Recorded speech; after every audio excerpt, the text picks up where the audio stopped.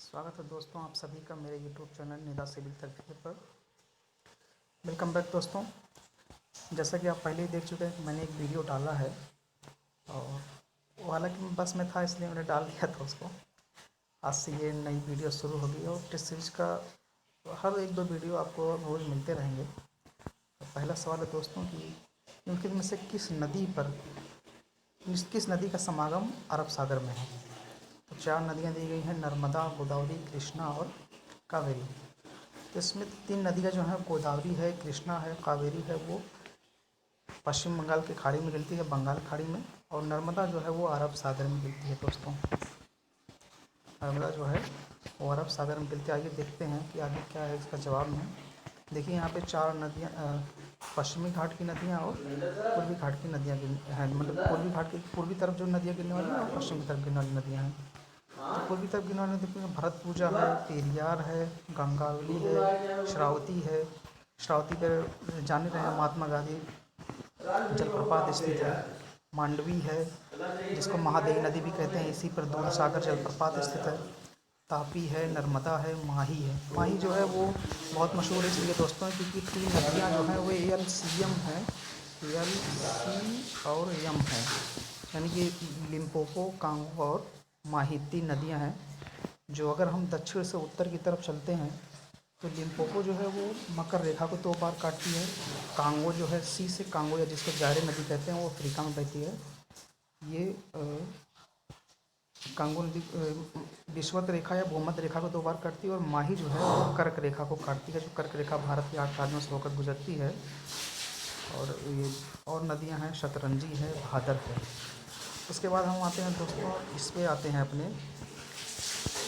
ये पश्चिम की तरफ गिरने वाली जो नदियां हैं ये है हमारी बंगाल की खाड़ी। यहाँ पर जो नदियाँ गिरती हैं यहाँ पे देखिए हुगली या दामोदर। दामोदर जो हुगली की सबसे बड़ी सहायक नदी है। फिर शोरेखा है, ब्राह्मणी है, ठीक ना, ब्राह्मणी है, वैतरणी है, महानदी है, गोदावरी। गोदावरी जो है त्र्यंबकेश्वर से निकलती है। कृष्णा जो है वो महाबलेश्वर से निकलती है। पेन्नार, कावेरी, वैगरी और ताम्रपाणी, ये सब नदियाँ हैं जो बंगाल की खाड़ी में गिरती हैं, आपको जानना चाहिए। आगे चलते हैं दोस्तों नेक्स्ट क्वेश्चन पे कि निम्नलिखित में से कौन से देश बेनेलिक्स का हिस्सा नहीं है। बेनेलिक्स जो है वो पूर्वी यूरोप के कुछ देश हैं, 3 देश इसमें शामिल हैं जिसको निम्न भूमि के देश भी कहते हैं। उसमें कौन सा नहीं है, जिसमें बेल्जियम है, नीदरलैंड है, लग्जमबर्ग, लाटविया है। तो दोस्तों इसमें जो सही जवाब है वो है लाटविया।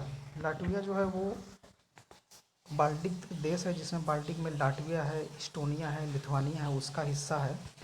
आइए इसका लोकेशन देखते हैं कि कहाँ पे है ये देखिए यूरोप में, ये पूर्वी जो यूरोप है ये वाला हिस्सा, यहाँ पे ये तीनों देश हैं। और इसमें कौन कौन से शामिल हैं, नीदरलैंड, बेल्जियम और लग्जमबर्ग शामिल है। ठीक है दोस्तों, अगले पे चलते हैं कि कौन सी अलकनंदा और भागीरथी का संगम है। तो इसका सूत्र है, बहुत कन्फ्यूजन होता है इसमें। अलकनंदा भागीरथी कहीं मिलती है तो कहीं अलकनंदा पिंडर मिलती है, तो कहीं कहीं भागीरथ, ऐसे ऐसे बहुत सारी नदियां हैं जो दूसरी नंदाकिनी कहीं मिलती है अलकनंदा में आके, धौली गंगा आके मिलती है। तो बहुत कन्फ्यूजन, उसका जो स्थान जहाँ मिलती है उसका नाम पूछता बहुत ज़्यादा। तो अलकनंदा का है अभागा देव, आ इसमें आ और इसका भा, अभागा, और इसके बाद देव। तो सही जवाब है दोस्तों कि देव बिहार इसमें सही जवाब है। इसका जो है देखिए यहाँ पे देखिए भागीरथी मिल रही है, अलकनंदा, और यहाँ पे फिर गंगा का निर्माण होता है यहाँ से। अगला है लेकिन देखिए किस मृदा की विशेषता उच्च तापमान और भारी वर्षा है। तो लाल मिट्टी, दलदली, लेटराइट, शुष्क।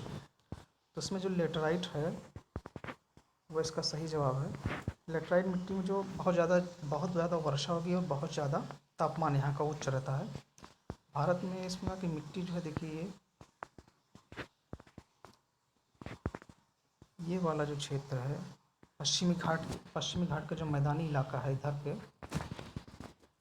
इधर पे बहुत ज़्यादा बारिश होती है। यहाँ पे लगभग 200 सेंटीमीटर से ज़्यादा, 250 सेंटीमीटर से ज़्यादा बारिश होती है। और तापमान भी यहाँ, क्योंकि ये उष्ण कटिबंध में स्थित है, यहाँ पे देखिए गया है कर्क रेखा, और ये यहाँ पे जाती है विषुवत रेखा। तो उष्णकटिबंध में स्थित है, तो इसलिए यहाँ पे बहुत ज़्यादा तापमान भी रहता है और बारिश बहुत ज़्यादा होती है।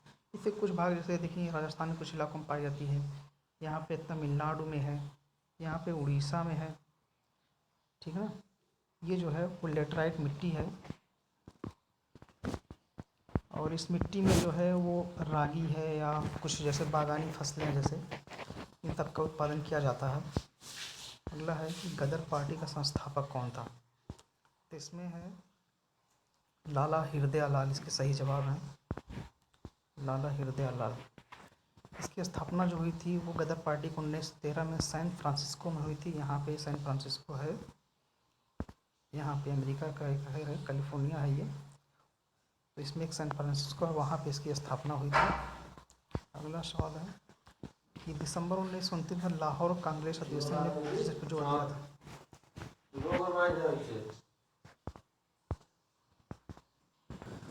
तो दोस्तों दिसंबर 2019 में लाहौर के कांग्रेस अधिवेशन पर किसने अधिवेशन जोर दिया था, किस पे।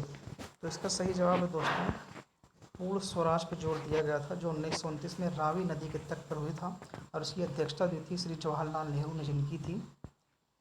पूर्ण स्वराज के साथ संकल्प के साथ भारत जो है वो आज़ादी की तरफ अग्रसर हुआ। ये देखिए यहाँ पे इनका अध्यक्षीय भाषण जो हो रहा है पंडित जवाहरलाल नेहरू जी का, ये देखिए ये अध्यक्षीय भाषण दे रहे हैं, और बहुत सारे जो नेतागण हैं वो जमीन बैठे हैं और उनको सुन रहे हैं।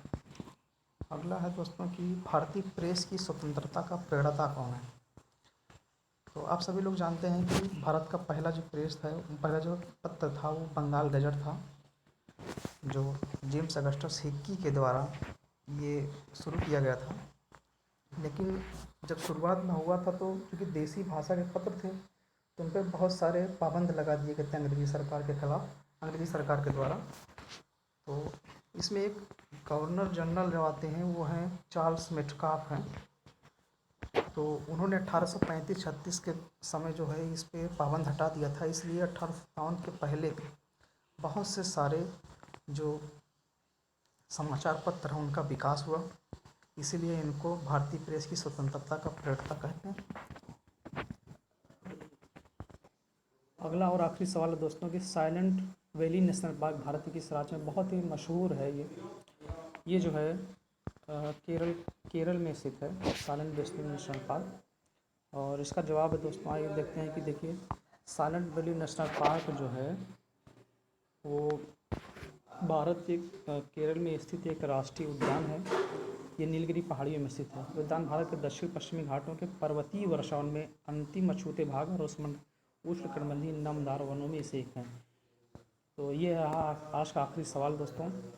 मिलते हैं फिर अगली वीडियो आपको नए टॉपिक और नए कंटेंट के साथ, जिसमें आपको बहुत मज़ा आएगा। धन्यवाद दोस्तों।